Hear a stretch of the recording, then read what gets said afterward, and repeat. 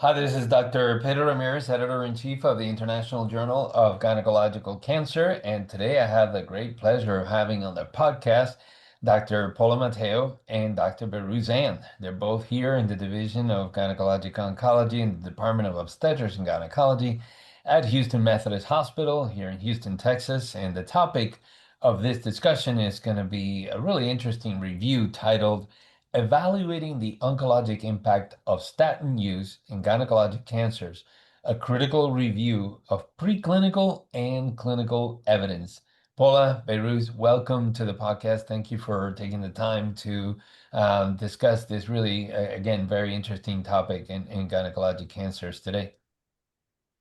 Thank you, Thank you, Pedro. Pedro. I'm super happy to be here. It's such a pleasure to be talking to you today. Yes, as Excellent. always, very nice to be here and speak with you. Yes, exactly. Doing a podcast with the locals. Um, so, so on this topic, I mean, very interesting. Paul, I wanted to start with you. Um, and we always look at the next miracle drug, right, in high tech labs, but this review focuses on drug repurposing. Why is there such a strong biological rationale for using a common cholesterol medication like a statin to fight gynecologic cancers?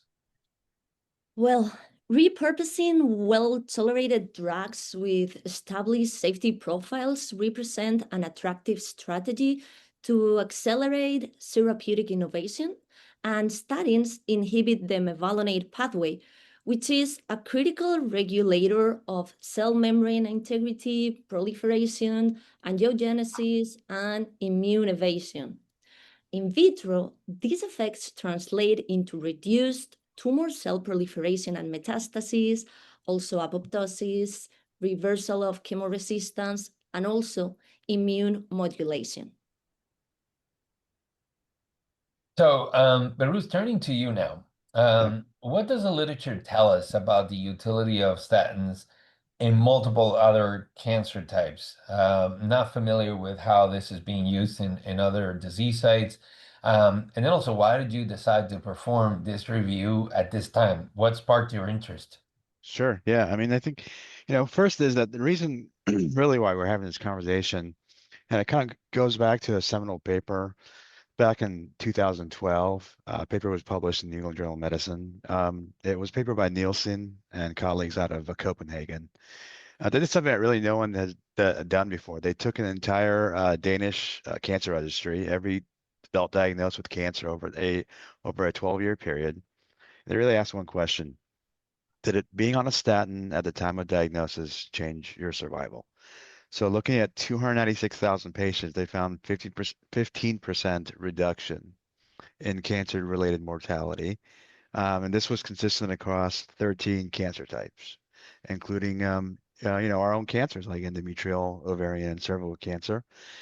And so that paper essentially launched the field. And so what we're also seeing is that a separate signal is also there in statins with immunotherapy combination. And these are primarily seen in like non-GYN solid cancers, like lung cancer and melanoma.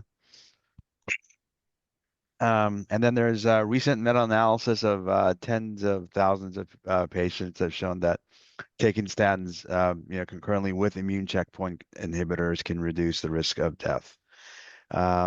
And that's roughly around 24% of the data. And so, as to your question, why my colleagues and I decided to perform this review right now, it really just came down to kind of a few factors. One was developing a new drug takes decades. Repurposing is cheap. It's a well-tolerated drug with an established safety profile. So that's a highly attractive strategy to overcome, a lot of the treatment resistance. And then atorvastatin, for example, costs about $4 a month, and compare that to a new novel targeted agent, right? On top of that, about 25 to 47% of postmenopausal women in the United States, they're already taking a statin for cardiovascular health.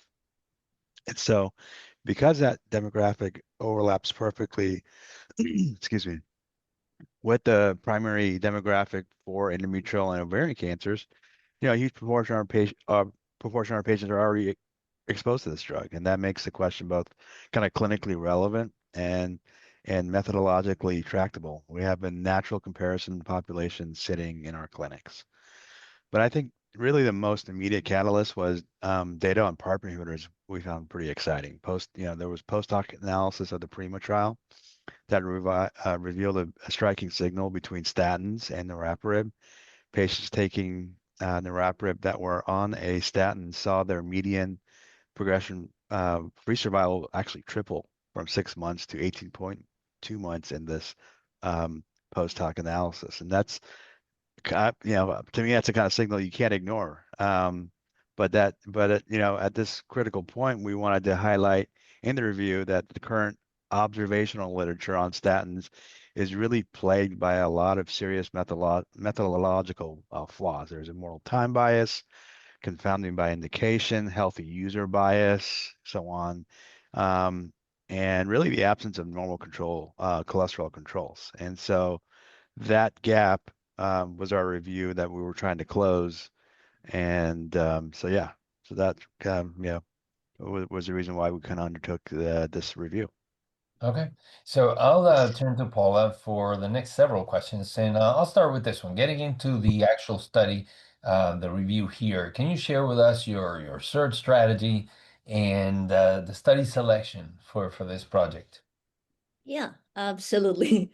Well, we designed this project as a narrative review rather than a strict systematic review. But we still wanted to be rigorous, so we borrowed systematic methodology. We ran a comprehensive search with a librarian, we made a dual independent screening, and also a Prisma flow diagram for transparency. We ran a PubMed search for English language publications from January 2005 through August 2025, combining MESH and free text terms, pairing statins with gynecological cancers and also with immunotherapy and PARP inhibitors.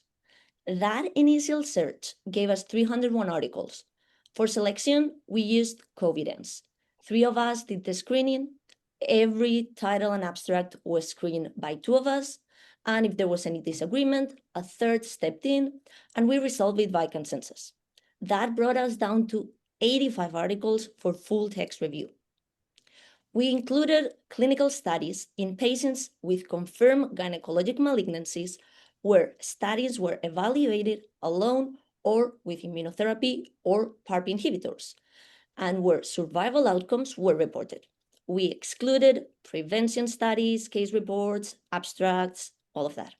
And in the end, 18 clinical studies made it into the final synthesis. Preclinical papers didn't make the formal synthesis, but we reviewed the 26 articles we found narratively for mechanistic context. So now, Paula, want to start getting to some of the more detailed specifics. And this next question is, the data suggests that when a patient starts taking statins, might be more important than the fact that they take them at all. So why do new users, those who start statins after a cancer diagnosis, seem to show a more consistent survival benefit than those who were already on them? Yeah, that was one of the most striking and honestly counterintuitive findings, because one would expect that longer exposure means more benefit. But what we saw when going through the published literature was the opposite. And the signal was strongest in women who started statins after their cancer diagnosis. And there are a few possible explanations. And here I think it's important to talk about both the biological and the methodological side. First, biologically, there is a plausible story. Statins inhibit the mevalonate pathway, which tumor cells rely on heavily, especially during periods of active stress, like surgery or platinum-based chemotherapy. So, initiating a statin right at that window might create a kind of synergy with the active oncologic treatment that you simply don't get if the patient has been on the drug for years. There is also the possibility that tumors arising in long-term statin users have already adapted, that they have upregulated compensatory pathway, or they represent a more resistant biological subset that emerged despite statin exposure. So the naive tumor in a new user may simply be more vulnerable, but, and this is important, we have to be honest about the methodological side too. Observational studies of statins and cancer survival are notoriously susceptible to several biases, like immortal time bias. This is the big one.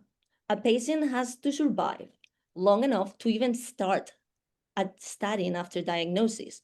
So the group of new users is enriched for patients who were already doing better. And there's also the healthy adherer effect. Those women who start a preventive medication post cancer tend to be the ones with better performance status, regular follow up, and overall healthier behaviors. That's right. And now, Paula, questions from our fellows. We'll start with Leila Abuladzi from Georgia. She's asking, um, and I think it's a very good follow-up to this question that you had previously. Based on your review of the existing data, which patient subgroup do you believe has the highest chance of demonstrating a true benefit in a randomized controlled trial of statins? Okay, if I had to pick one subgroup where I would bet on seeing a real reproducible benefit in a randomized trial, it would be ovarian cancer patients on PARP inhibitor maintenance.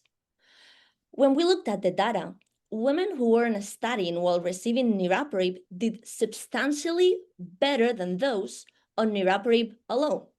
So I would randomize ovarian cancer patients starting PARP maintenance to a statin or placebo on top of a standard therapy.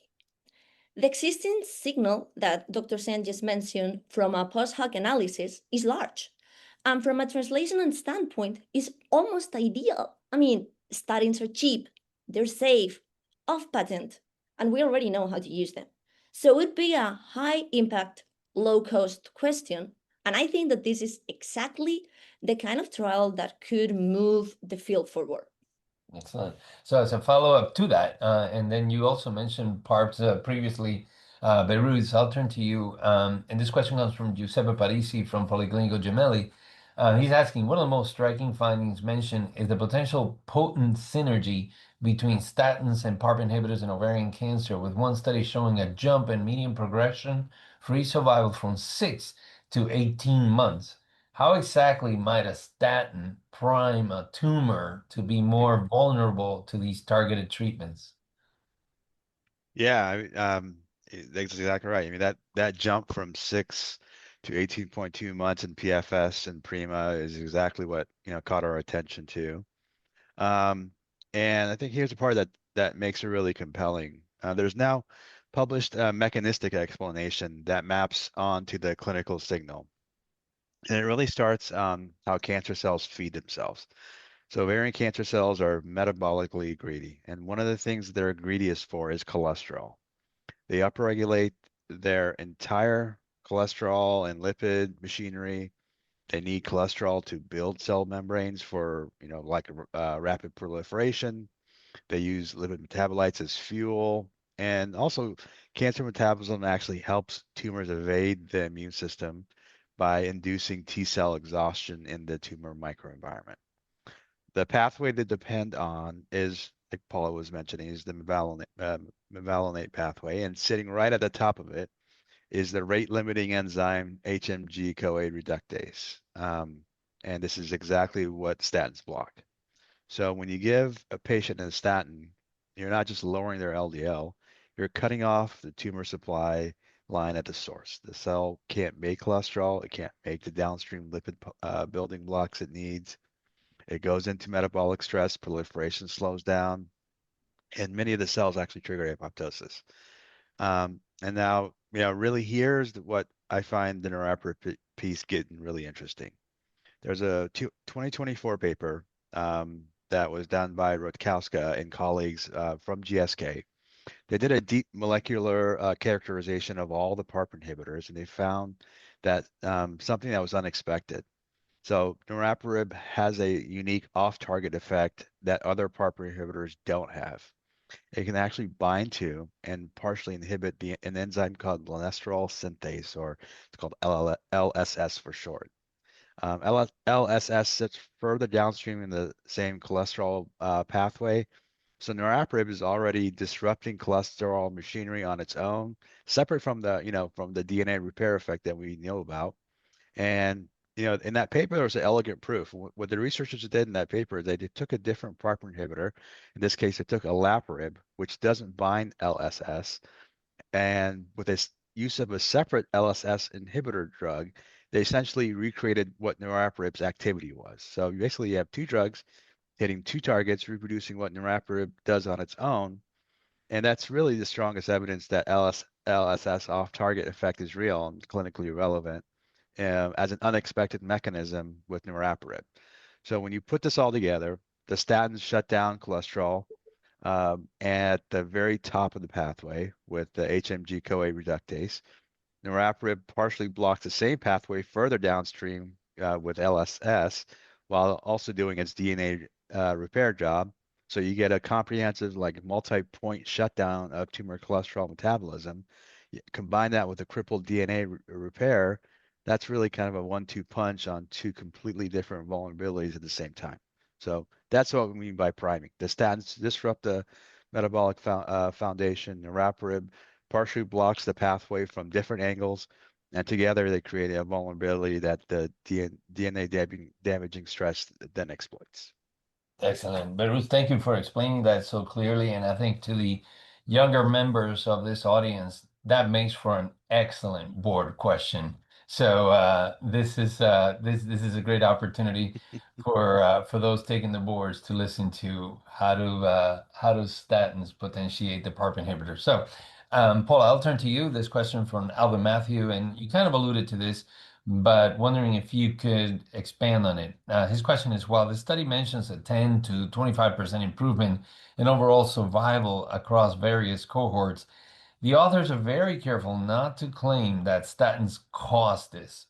What are some of the hidden biases, like immortal time bias or confounding by indication, that make it so hard to move from these retrospective observations to clinical recommendations? Okay, that's a great question and also a very important one because a 10 to 25% survival difference in observational data sounds impressive. But several biases can produce exactly that signal, even if the drug does nothing. The big one, as Alvin said, is immortal time bias. To count as a statin user, after diagnosis, a patient has to survive long enough to fill the prescription. So, the ones who die early get counted as non-users by default.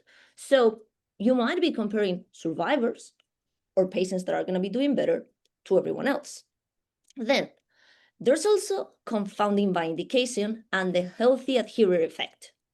A woman who gets started on a preventive medication after cancer is, by definition, stable enough and engaged enough with healthcare for that to be on the table.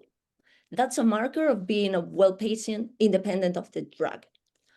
And residual confounding. Most studies adjust for stage, grade, comorbidities, but not for residual disease, chemoresponse, or HRD status. Those unknowns drive survival and are barely captured. So, a meaningful part of that 10 to 25% could be bias and not biology. That's why we frame this as hypothesis generating, not practice changing, because the only real answer comes from a randomized trial. Okay. Behrouz, and going back to you, and I guess I should have followed up your previous question with this one. It's very, very much related to it. This is from Lucia Ribeiro in the European Institute of Oncology in Milan. And she's asking, the authors highlight the post hoc analysis by Zand et al. As evidence that statin PARP inhibitor synergy, stating that adding a statin to niraparib significantly improve progression-free survival. However, this misrepresents the finding. Patients were assigned a PARP inhibitor and were concomitantly taking statins. Additionally, this was not a pre-specified endpoint in these studies. So the review focuses exclusively on the PRIMA results, but does not report what happened in the other two trials with different scenarios. Can you comment on this?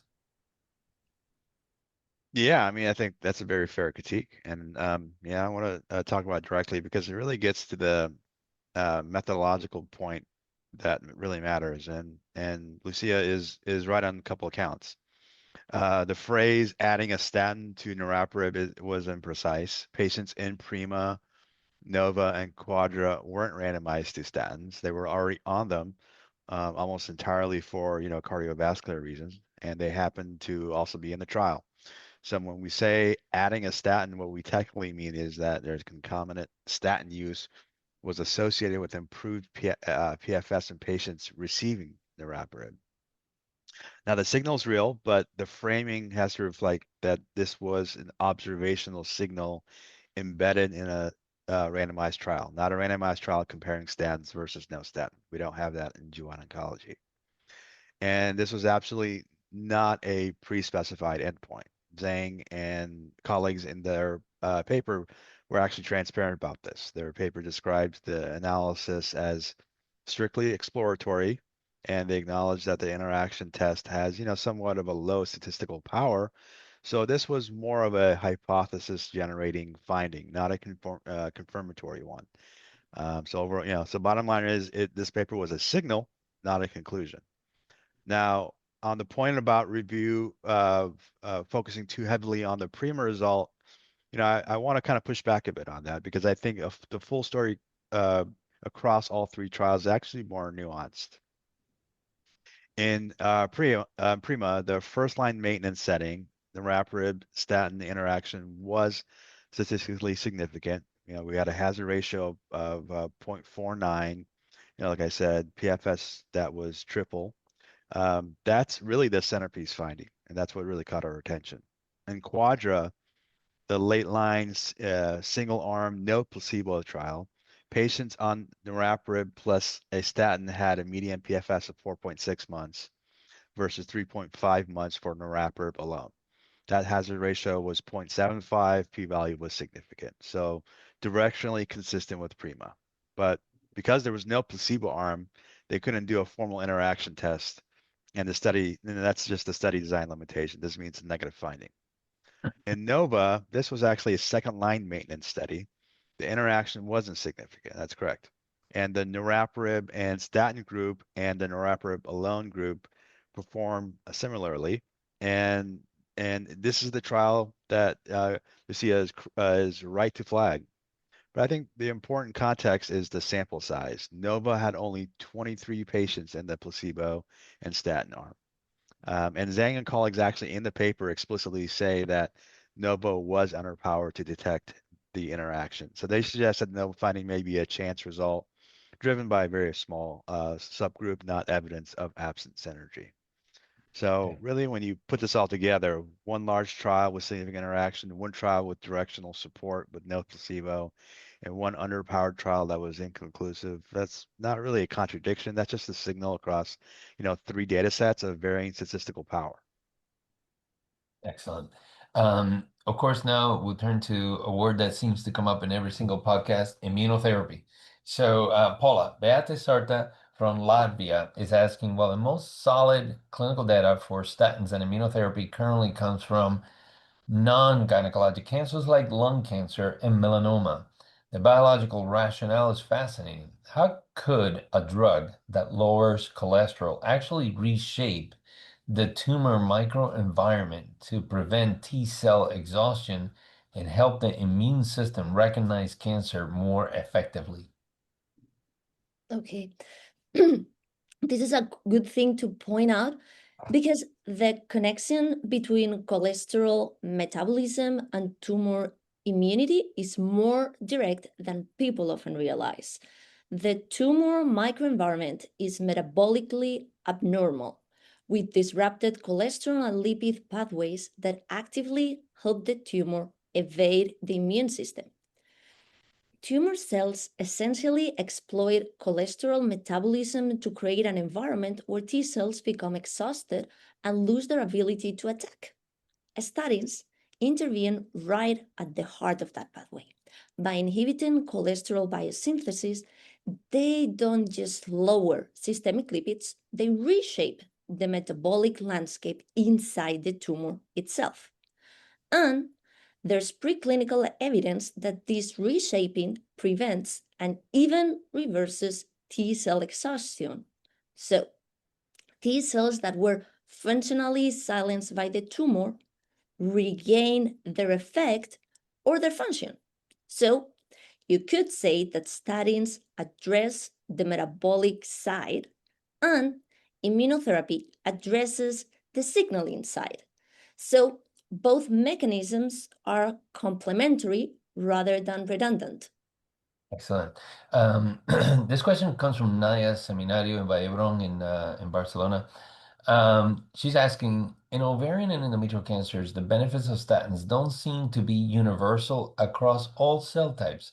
For example, non-serous ovarian cancer histologies often show more benefit. Why is it so critical for future trials to be histotype stratified rather than treating all gynecologic cancers as a single group? Okay, yeah, exactly. That's the point. Histotype stratified. Because since the retrospective data show different responses depending on tumor type, it's important to differentiate by histology because we cannot treat gynecological cancers as a single entity. I mean, the reality is that ovarian and endometrial cancers are like umbrella terms covering very biological distinct subtypes. There are different drivers, different mutations, different tumor microenvironments. I mean, the risk of running an all-comers trial is that you dilute a real signal. I mean, let's say if statins genuinely benefit, say, clear cell or endometrioid tumors, but you mix them with high-grade serous patients who don't respond, your average effect across the trial looks modest or even null, and you risk discarding a drug that actually works very well in a defined subgroup. So, I mean, they have to be histotype stratified if we move forward. Excellent. One last question for you, Paula. This one comes from Nicole Chris from Australia. And she's asking, the review notes that in certain cases, such as cervical cancer, research specifically highlights the use of lipophilic statins like simvastatin. What is it about the chemical structure of these fat-soluble statins that might allow them to enter cancer cells more easily than hydrophilic ones? And why does this distinction matter for oncologic outcomes? Okay, great question. There is a real biological basis here. Lipophilic statins can cross cell membranes passively by simple diffusion, which means that they distribute throughout the body and enter virtually any cell, including tumor cells.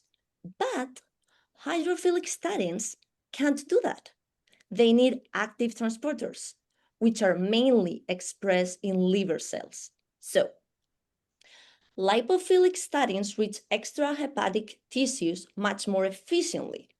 And for oncologic outcomes, that distinction matters. Because if you want a statin to act directly on tumor cells, the drug actually has to get inside those cells. This preclinical work conducted in vitro has shown that lipophilic statins suppress cancer cell growth more effectively than hydrophilic ones. Sure. Now, about cervical cancer specifically, because that's what Nicole was asking. Okay, I want to be honest here. The advantage of lipophilic statins is a general biological property that applies across most tumors. And the reason cervical cancer literature emphasizes lipophilic statins is partly that the available studies happen to use them.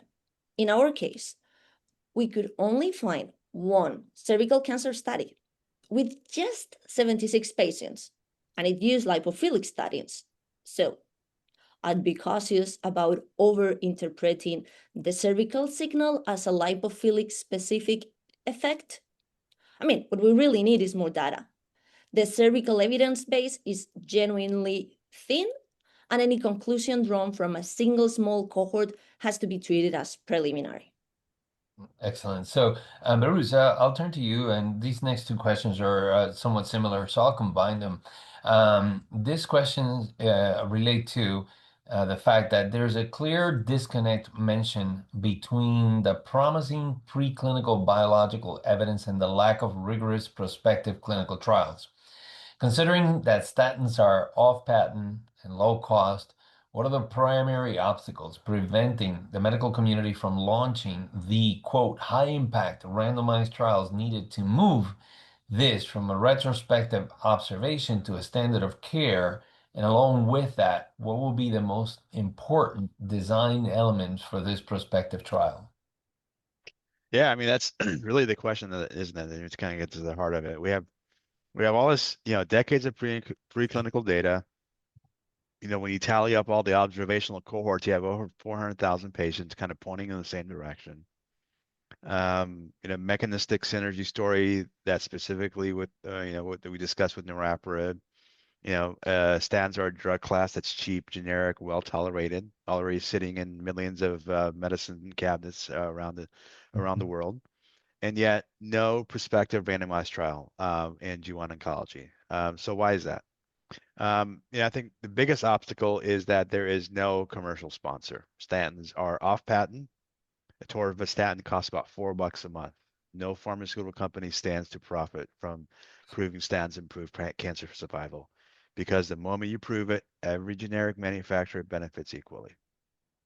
Now compare that to a new PARP inhibitor, where a positive trial is going to be worth billions, and the sponsor will fund a phase 3 without blinking an eye. And so a repurposed drug really doesn't have the engine behind it. So these trials have to be funded either by NIH or cooperative groups or philanthropy that are really kind of finite and historically actually also prioritize novel agents over repurposing. And so the next problem is that, the observational data is, actually too good. And this, I know this sounds counterintuitive, but, a consistent 10 to 25% survival signal, it creates, clinical equipoise problems, right? Patients eligible for a trial may already be on a statin for cardiovascular reasons, and so oncologists may feel uncomfortable randomizing patients to not receiving their drug. That actually is going to help them. So you get screen failures, you get crossover and control arm contamination from patients who start statins outside of the protocol. And these are all the very data that motivate the trial, makes it hard to run.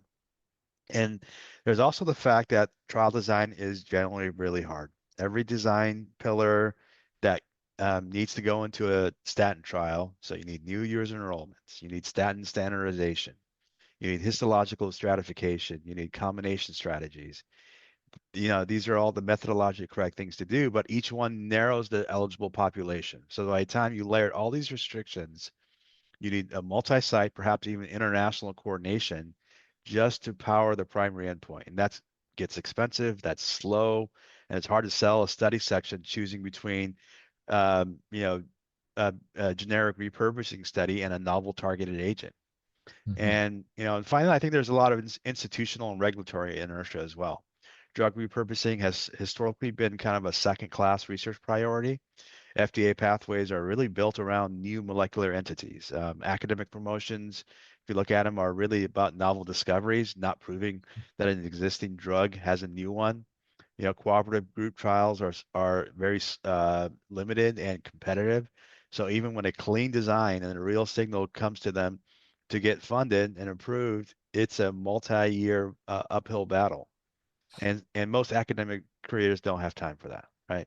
And so when you put it all together, what you have is this perfect storm of structural disincentives.